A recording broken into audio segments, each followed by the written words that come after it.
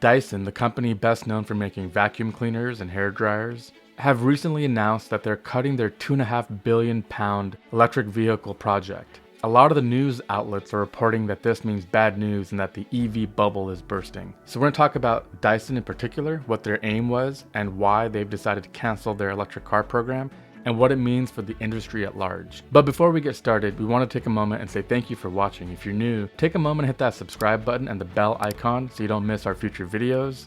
We are a channel dedicated to the future of energy, technology, and transportation. I'm Ricky, and this is Tuba Da Vinci. In 2017, Sir James Dyson, the CEO of Dyson, came out and announced that they're working on an electric car that they slated for release in 2020.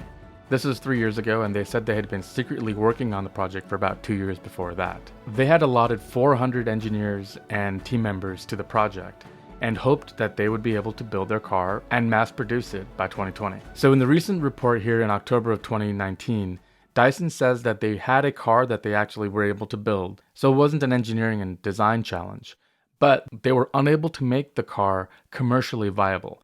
And what that really means falls into something that Elon Musk always says. It's really easy to make one of something, but it's really hard to make hundreds of thousands or millions of something. The manufacturing process and the techniques required to mass produce vehicles at very high quality is a skill that's really undervalued. So Dyson was unable to do this and has canceled their program. One of the first things that they'd announced a couple years ago that had me scratching my head was an announcement to build the car manufacturing plant in Singapore, which is a notoriously very expensive country.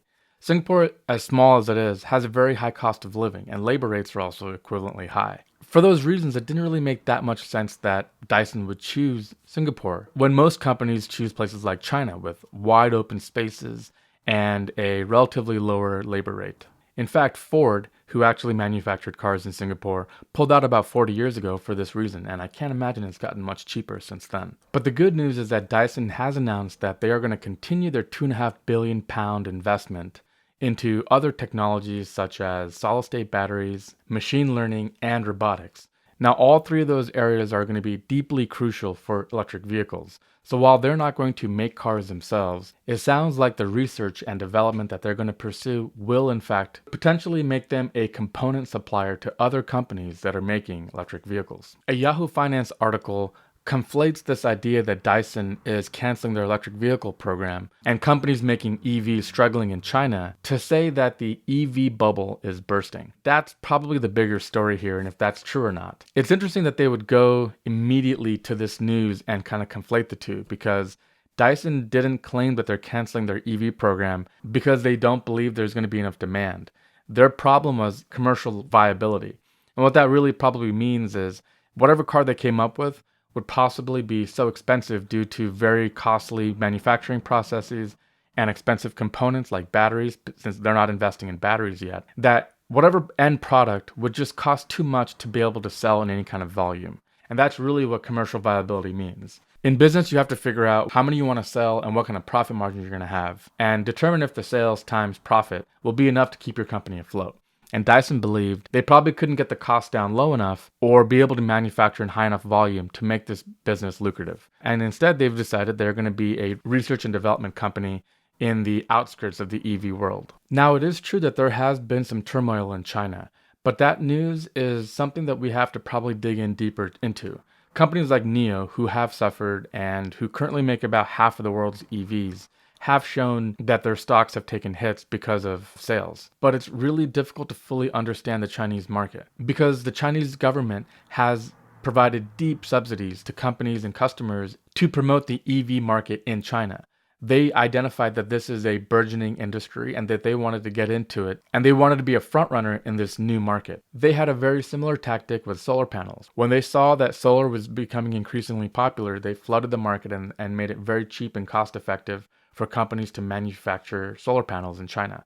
So for this reason, it's likely that NIO and other Chinese companies sold more EVs than they probably would have naturally because of these deep subsidies.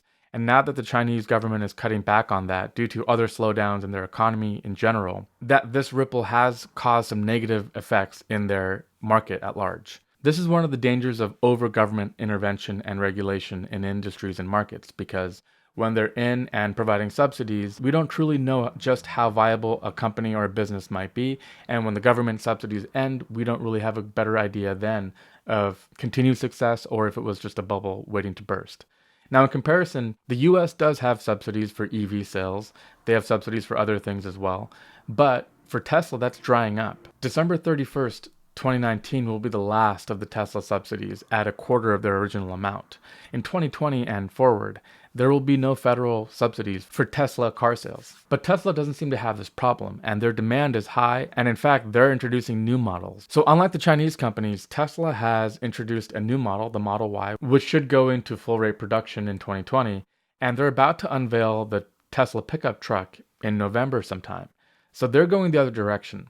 Now, it's probably unsafe to say that the EV bubble is bursting. And to my ear, this sounds a lot like what people were saying in the late 1990s about the tech bubble bursting. It's true that whenever you have a burgeoning industry, everyone has dreams of making it big. And so the joke back then was that if you just built a website, anybody would be willing to buy your company out for millions of dollars.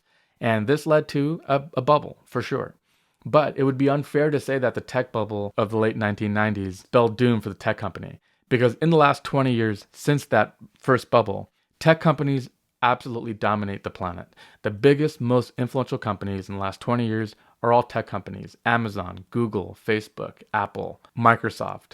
These companies are worth the most. A lot of them are hovering around $1 trillion in market capitalization.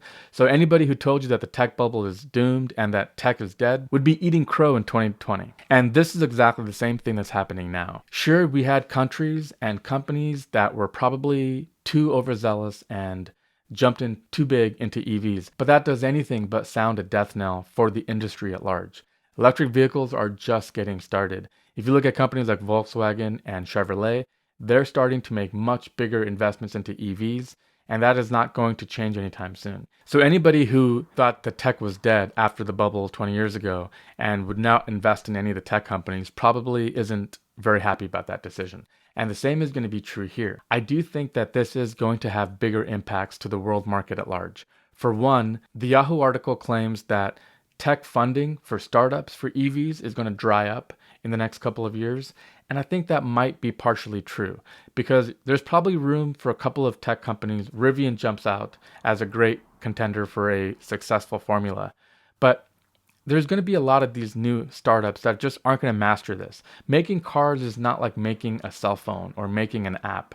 It's really complicated and there's a deep supply chain involved. And so it's probably best that we don't have too many of these startups that are raising money and funding and taking deposits and not delivering on cars. And we've already seen that with companies who've taken orders and deposits and produced nothing. So while money might start drying up, that's not such a bad thing. All that really means is that the serious players can take EVs to the next level. Dyson probably should have never gotten into EVs in my opinion. They had no possible reason to believe that they'd have battery supply or manufacturing all sorted out to make cars.